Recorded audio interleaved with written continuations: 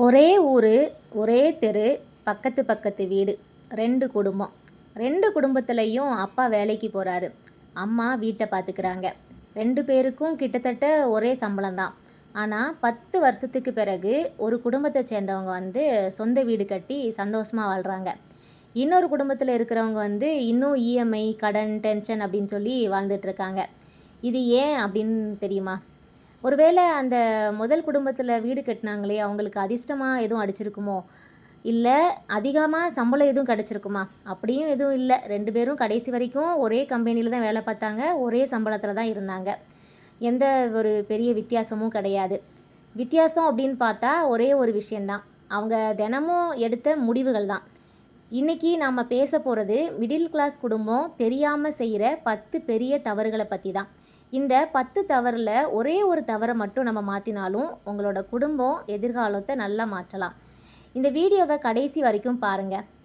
முதல்ல ஒரு விஷயம், இந்த வீடியோ பணக்காரங்களை பற்றியோ இல்லை கோடீஸ்வரங்களை பற்றியோ கிடையாது, நம்மளை பற்றி தான். நம்ம மாத சம்பளம் வாங்கக்கூடிய மிடில் கிளாஸோட லைஃப் ஸ்டைலை பற்றினது தான். மாத கடைசி ஆயிடுச்சு அப்படின்னு சொன்னால் அடுத்த மாதம் சம்பளம் எப்போ வரும் அப்படின்னு சொல்லி காத்துட்ருக்கக்கூடிய ஒவ்வொரு மிடில் கிளாஸ் ஃபேமிலிக்கானது தான். இந்த மிடில் கிளாஸ் லைஃப்பில் நம்ம தெரிஞ்சோ இல்லை தெரியாமலோ செய்யக்கூடிய ஒரு 10 மிஸ்டேக்கை பற்றி தான் உங்கள் கூட நான் பேச போகிறேன்.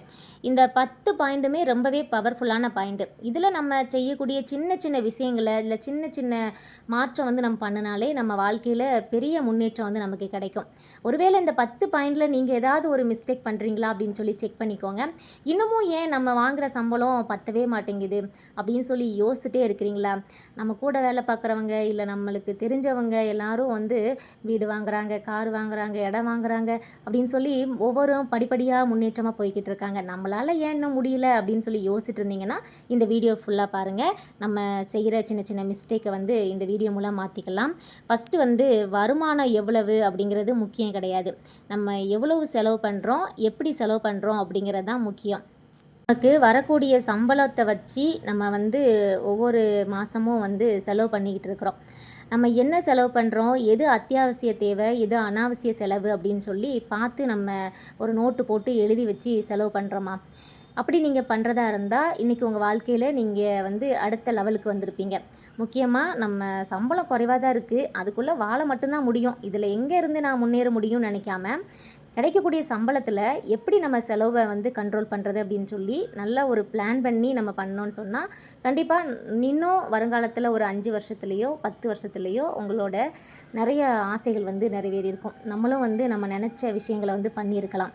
அடுத்து பார்த்திங்கன்னா பட்ஜெட் இல்லாமல் வாழ்கிறது. எப்போதுமே ஒரு வருமானம் வருது அப்படின்னு சொன்னால் நம்ம சும்மா கண்மூடித்தனமாக செலவு பண்ணிட்டு இல்லாமல் வீட்டு செலவுக்கு இவ்வளவு, பிள்ளைங்களுக்கு படிப்பு செலவுக்கு இவ்வளவு, நமக்கு மருத்துவ எமர்ஜென்சி செலவுக்கு இவ்வளவு அப்படின்னு சொல்லிட்டு பட்ஜெட் போட்டு வாழணும். இப்போ வாடகை வீட்டில் இருக்கிறோம் அப்படின்னு சொன்னால் வாடகை செலவு இவ்வளவு, தண்ணி செலவு இவ்வளவு, அதுக்கப்புறம் வீட்டுக்கு கரண்ட் பில் இவ்வளவு அப்படின்னு சொல்லி ஒரு பட்ஜெட் போட்டு தான் நம்ம குடும்பத்தை நம்ம ரன் பண்ணணும். பட்ஜெட் இல்லாமல் வாழ்கிறத விட இந்த சேமிப்பு பழக்கம் இல்லாமல் இருக்கிறது ரொம்பவே ஒரு தப்பான விஷயம். நான் இப்போ உங்ககிட்ட ஒரு சின்ன கதை ஒன்று சொல்கிறேன். ஒரு ஊரில் 2 நண்பர்கள் இருந்தாங்க. 2 பேரும் ஒரே கம்பெனியில் வேலை பார்த்தாங்க. 2 பேருக்கும் கிட்டத்தட்ட ஒரே சம்பளம் தான். ஃபஸ்ட்டு நண்பர் ஒவ்வொரு மாதமும் எப்படியாவது மிச்சமாக இருந்தால் மட்டும்தான் நம்ம சேமிக்கணும் அப்படின்னு சொல்லி நினச்சாரு. ஆனால் மாத கடைசியில் எப்படி நமக்கு தான் இருக்க காசு செலவு பண்ணுற அளவுக்கு தான் நிற்குமே செலவெல்லாம். அதனால் அவர் ஒவ்வொரு மாதமும் நினச்சிக்கிட்டு மட்டும்தான் இருந்தார், அவரால் சேமிக்க முடியல. இன்னொரு நண்பர் என்ன பண்ணார்னா, சம்பளம் வந்த உடனேயே இருக்கக்கூடிய சம்பளத்தில் ஒரு 2000 ரூபா எடுத்து தனியாக வச்சுருவார். அதுக்கப்புறம் தான் செலவே பண்ண ஆரம்பிப்பார். இப்படி 10 வருஷம் அவர் அந்த சம்பளம் வந்த உடனே ஒரு 2000 ரூபாய் எடுத்து வச்சு 10 வருஷத்துக்கு அப்புறம் ஒருத்தர் அந்த வாடகை வீட்டில் இருந்தவர் சின்னதாக ஒரு சொந்த வீடு கட்டி அந்த சொந்த வீட்டுக்கு குடியேறிட்டார். இங்கே பார்த்தீங்க அப்படின்னு சொன்னால் இங்கே 2 பேருக்கும் சம்பளம் ஒன்று தான். ஆனால் அவங்க செலவு பண்ண பழக்கம், அவங்க நடத்தின அந்த விதம், அந்த பணத்தை கையாண்ட விஷயந்தான் இங்கே மாறுபட்டிருக்கு. ஒரு பழமொழி சொல்லுவாங்க, கேட்டிருக்கீங்களா? அதாவது சம்பாதிக்கிறவன் பணக்காரன் ஆகிறது கிடையாது, சேமிக்கிறவன் தான் இங்கே பணக்காரன் ஆவான். உண்மைதான். நம்ம எவ்வளோ சம்பளம் நம்ம கையில் வந்தாலும் நம்மக்கிட்ட எப்படி நம்ம அந்த பணத்தை கையாளணும் அப்படிங்கிற விஷயம் தெரிஞ்சால் மட்டும்தான் நம்மளால் நம்ம மிடில் கிளாஸ் லைஃப்லேருந்து அடுத்த ஸ்டெப்புக்கு போக முடியும். மிடில் கிளாஸ் லைஃப்பில் சர்வ சாதாரணமாக வந்து நம்ம மிஸ்டேக் பண்ணக்கூடிய விஷயம் என்னென்னு பார்த்தீங்கன்னா, இந்த கடனை வந்து சாதாரணமாக நினைக்கிறது. எதுக்கு கடன் வாங்குறோம்? ஏன் கடன் வாங்குறோம்? அதை தாண்டி கடன் தானே ரூ. 1000 இன்னைக்கு கடன் இருக்குது, நம்ம பார்த்துக்கலாம் அப்படின்னு சொல்லிட்டு அதை ரூ. 10,000 ஆக்கிறது. ரூ. 10,000 தானே கடன் இருக்குது அப்படின்னு சொல்லிட்டு அதை சாதாரணமாக கையாளுறதுனால தான் இங்கே வந்து அந்த மிடில் கிளாஸ் லைஃப்பை விட்டு வெளியில் வர முடியாமே இருக்கிறது. எப்போதுமே ஒரு கடன் இருக்குது அப்படின்னு சொன்னால் அதை எப்படி டக்குன்னு சால்வ் பண்ணிவிட்டு அடுத்து நம்ம லைஃப்க்கு தேவையான விஷயத்தை வந்து பூர்த்தி பண்ணணும் அப்படின்னு சொல்லி பார்க்கணும். அதை பற்றி நான் தனியாக வீடியோ போடுறேன். அது உங்களுக்கு வேணும்னு சொன்னால் கமெண்ட் பண்ணுங்கள். இன்னொரு விஷயம் என்னென்னா, மற்றவங்கள பார்த்து செலவு பண்ணோம் அப்படின்னு சொன்னால் கண்டிப்பாக நம்ம மிடில் கிளாஸ் லைஃப்பில் இருந்தோம் அப்படின்னு சொன்னால் அப்படியே தான் இருப்போம். இல்லை அப்படின்னு சொன்னால் அதை விடையும் நம்ம வந்து லோ லெவலுக்கு தான் போவோம். இதுக்கு ஒரு அழகான ஒரு ஸ்டோரி இருக்குது. இப்போ மற்றவங்கள பார்த்து பார்த்து நம்ம ஒரு லைஃப் வாழ்கிறோம் அப்படின்னு சொன்னால் அது எப்படி இருக்குன்னு பாருங்களேன். ஒரு குடும்பம் இருந்துச்சு. பக்கத்து வீட்டுக்காரங்க வந்து புதுசாக கார் வாங்கினாங்க. உடனே நம்மளும் கார் வாங்கணும் அப்படின்னு சொல்லிட்டு இஎம்ஐ போட்டு அடுத்த மாதமே புதிய ஒரு கார் வாங்கிட்டாங்க. சரி, பக்கத்து வீட்டுக்காரங்க வந்து புதுசாக ஒரு சோஃபா வாங்கினாங்க. நம்மளும் வாங்கணும் அப்படின்னு சொல்லிட்டு அதையும் அடுத்த மாதமே வாங்கியாச்சு. இப்போ மொபைல் ஃபோன் வாங்கினாங்க. ஆல்ரெடி மொபைல் இருக்குது, பக்கத்து வீட்டுக்காரங்க வாங்கியிருக்காங்க அப்படின்னு சொல்லிட்டு அடுத்து அதையும் வாங்கினாங்க. சின்னதாக ஒரு டிவி இருக்குது, அதுவும் போதாது, பக்கத்து வீட்டுக்காரங்க பெரிய டிவி வச்சுருக்காங்க அப்படின்னு சொல்லிட்டு அதையும் பெரிய டிவியாக வாங்கினாங்க. இப்படி பக்கத்து வீட்டை பார்த்து பார்த்து ஒன்று ஒன்றா வாங்கிட்டு இருந்தாங்க. வீடு வந்து நிறைஞ்சிருச்சு, ஆனால் மனசு வந்து காலியாக போயிடுச்சு. ஏன்னா இஎம்ஐ மட்டும் நிம்மதியை வந்து எடுத்துகிட்டு போயிடுச்சு. நம்ம வாழ்க்கையில் பக்கத்து வீட்டுக்காரங்க முடிவு பண்ணக்கூடாது. நம்ம வருமானம் தான் நம்ம வாழ்க்கையை முடிவு பண்ணணும். அதனால தான் வந்து நமக்கு என்ன வருமானம் இருக்கோ அதுக்குள்ளே நமக்கு என்ன ஒரு அத்தியாவசிய செலவு இருக்கோ அதை மட்டும் நம்ம பார்த்து செலவு பண்ணாலே நம்ம வாங்கணும் அப்படின்னு நினைக்கக்கூடிய கார், வீடு, இடம், பொருள், நகை, நட்டு எல்லாமே வந்து நம்ம வருமானத்திலேயே வாங்க முடியும். அதுக்கான சில விஷயங்களை மட்டும் நம்ம மாற்றணும். அடுத்து பார்த்திங்கன்னா, எல்லாருமே வந்து எமர்ஜென்சி ஃபண்டுன்னு ஒன்று இல்லாமல் இருக்கிறது. மிடில் கிளாஸ் லைஃப்பில் அன்னன்னைக்கு வரக்கூடிய வருமானத்தை செலவு பண்ணிவிட்டு அடுத்த மாதம் எப்போ சம்பளம் வரும் அப்படின்னு சொல்லிட்டு இருக்கக்கூடிய இடத்துல நம்ம வந்து இந்த எமர்ஜென்சி ஃபண்டுன்னு ஒன்று ஒதுக்கணும். இப்போ வந்து ஒரு வீட்டில் ஒரு அப்பா வந்து ரொம்ப கம்மியான சம்பளத்துக்கு தான் வேலைக்கு போவாராம். அப்போது அவர் வந்து டெய்லி வந்து 100 வந்து உண்டியல் எடுத்து போட்டுக்கிட்டே இருப்பாராம். அப்போ பையன் பார்த்துட்டு கேட்டானா, அப்பா என்னப்பா இந்த 100 என்ன பண்ண முடியும், இதெல்லாம் ஒரு பெரிய அமௌண்ட்டா, இதை போய் நீங்கள் சேமிச்சிட்ருக்கீங்களே அப்படின்னு சொல்லிட்டு. ஒரு நாள் சடனாக வந்து அப்பாவுக்கு வந்து வேலை வந்து போயிடுச்சு. அப்போது அடுத்த வேலையை தேடுறதுக்கு ஒரு மாதம் டைம் ஆகும். அதுக்கிடையில் நம்ம குடும்பத்தில் உள்ள எல்லா செலவுகளையும் பார்க்கணும். அப்போது அப்பா சேர்த்து வச்ச அந்த 100 இருக்குல்ல, அது வந்து சின்ன சின்ன அமௌண்ட்டாக தான் தெரிஞ்சுது. அது வந்து அப்படியே அந்த உண்டியலை திறந்து பார்க்கும்போது அந்த மாதத்துக்கான தேவையையும் பூர்த்தி செய்த மாதிரியான ஒரு அமௌண்ட்டாக இருந்துச்சாம். அப்போ அப்பா சொன்னாராம், நம்ம வந்து சின்ன சின்னதாக சேர்த்து வைக்கக்கூடிய அந்த பணம் இருக்குல்ல, அதுதான் வந்து நமக்கு பெரிய பெரிய விஷயத்தை வந்து கொடுக்குது. அன்னைக்கு அவர் சின்ன சின்னதாக சேமித்த அவரோட அந்த சேமிப்பு தான் அந்த குடும்பத்துக்கு அன்னைக்கு பொழுதுக்கு பெரிய ஒரு துணையாக இருந்துச்சு. பெரிய வருமானம் இல்லை, வாழ்க்கையை மாற்றாது அப்படின்னு சொல்லிட்டு நம்ம யோசிக்கவே கூடாது. நல்ல பழக்க வழக்கம், சின்ன வருமானமாக இருந்தாலும் அதை எப்படி நம்ம கையாளணும் அப்படிங்கிற விதத்தில் தான் நம்ம வாழ்க்கை மாறும். முக்கியமான ஒரு விஷயம் என்னென்னா, ஒரே வருமானத்தை மட்டும் நம்பிக்கிட்டு இருக்கிறது.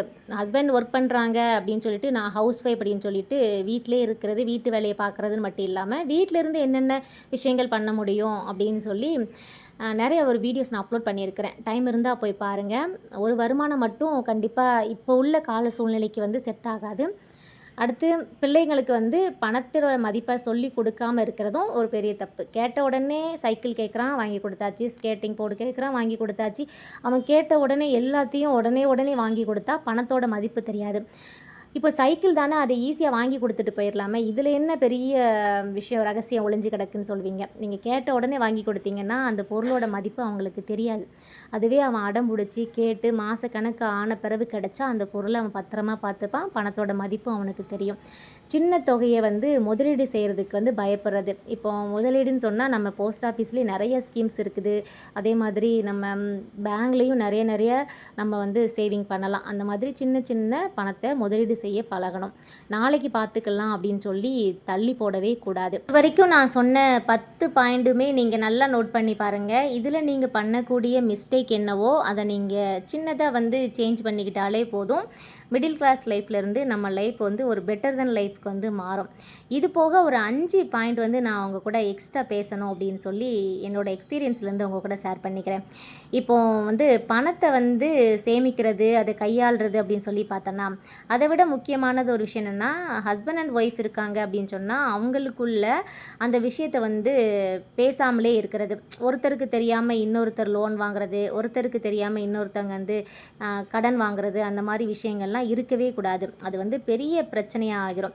ஒரு இஎம்ஐயாக இருந்தாலும், ஒரு சின்ன கடனாக இருந்தாலும் ஹஸ்பண்ட் ஒய்ஃப் வந்து பேசி ஒற்றுமையாக சேர்ந்து செஞ்சோம் அப்படின்னு சொன்னால் அதை அடைக்கிறதுக்கு ஈஸியாக இருக்கும். எப்படின்னா, ஒரு வருமானம் வருது, ஆல்ரெடி நமக்கு கடன் இருக்குது, ஹஸ்பண்ட் அண்ட் ஒய்ஃப் 2 பேருக்கும் தெரிஞ்ச மாதிரியே இருக்குது அப்படின்னு சொன்னால், முதல்ல ஒரு ஒய்ஃபாக இருந்தால் அந்த கடனை அடைச்சிட்டு அதுக்கப்புறம் மிச்ச காசை நம்ம வந்து செலவு பண்ணலாம் அப்படின்னு சொல்லுவாங்க. அந்த மாதிரி ஒரு மாரல் சப்போர்ட்டுக்கு வந்து கண்டிப்பாக இந்த விஷயம் 2 பேருக்கும் தெரிஞ்ச மாதிரி இருக்கணும். அப்புறம் வந்து ஆஃபர் போடுறான் அப்படின்னு சொல்லிட்டு தேவையில்லாத பொருட்களை வந்து வாங்குறது, 50% ஆஃபர் அப்படின்னு சொல்லிட்டு கண்ட பொருளை வந்து வாங்குறது. அங்கே 50% ஆஃபர் தான், பட்டு உங்களுக்கு 100% நட்டம். அந்த 50% ஆஃபரில் இருக்கக்கூடிய பொருள் வந்து உங்களுக்கு தேவையே இல்லாமல் இருக்கும். அப்போ நீங்கள் அதை 50% ஆஃபரில் வாங்கினீங்க அப்படின்னு சொன்னால் டோட்டலாக 100% உங்களுக்கு தான் நட்டம். அப்புறம் வந்து இப்போ உள்ள காலத்தில் இருக்கக்கூடிய பெரிய மிஸ்டேக் என்னென்னா, கிரெடிட் கார்டை வந்து ஃப்ரீயாக வந்து யூஸ் பண்ணுறது. அது வந்து ரொம்பவே தப்பு. அதுவும் நம்ம பண்ணவே கூடாது. இன்னொரு விஷயம் வந்து டைமை வந்து வீணாக்குறத மாதிரி அந்த டைமோடு சேர்த்து நம்ம பணத்தையும் வீணாக்குவோம். நெட்ஃப்ளிக்ஸு, அதுக்கப்புறம் மொபைல் ரீசார்ஜு அப்படின்னு சொல்லிட்டு நிறையா சின்ன சின்ன விஷயங்கள்லாம் பண்ணி பணத்தை வீணாக்குறது. முக்கியமாக இந்த பாயிண்ட் வந்து ஃபினான்சியல் ஹோல் இல்லாமல் இருக்கிறது.